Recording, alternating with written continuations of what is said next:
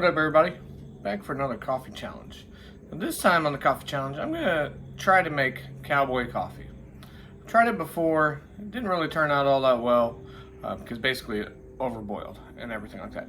So I'm using a little different stove today, another isobutane stove that I'm hoping will give me a little more control over the heat and hopefully not cause it to boil over.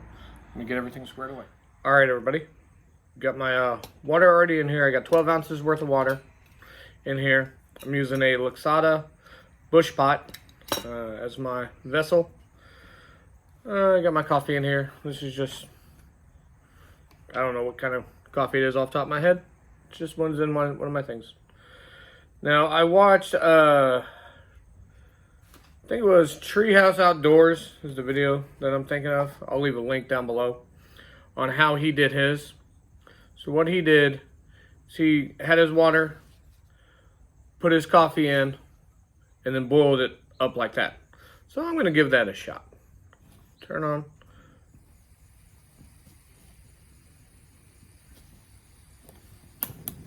There we go.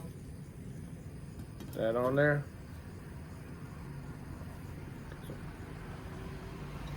All right. And we're going to let this go. Once it starts boiling, you need to turn down the temperature on it so that you don't overboil it. And you want to let it have a nice rolling boil for about a minute. We'll bring you guys back here when it's ready to go. All right, everybody. We're just about to start our boil. I'm ready to turn it down once it actually starts going. And then after it starts going, here we go. We're going to turn it down. Turn it down.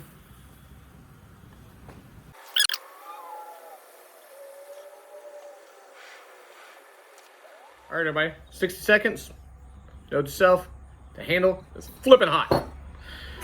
Now, what I've seen with other Cowboy coffees is they splash water down into it. This guy just used stick. Now the biggest thing that I'm going to have an issue with is along the inside of the cup. There's some grounds and stuff like that from when it boiled up. So let's take my little knife that I'm using for my coffee, for my sugar. Kind of clean me a little spot right there. All right. Now the other thing that you can do with Cowboy coffee, if you think about it ahead of time, you can always bring a filter, like a coffee filter.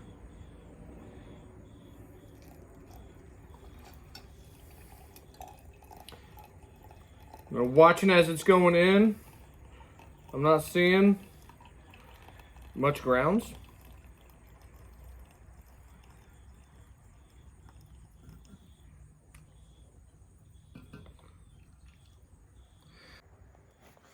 While we're waiting for it to cool off, there's all the grounds and stuff like that. There's a bunch in the water itself.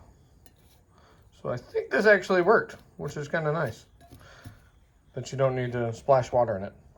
But taste will tell. All right, everybody. Taste test time.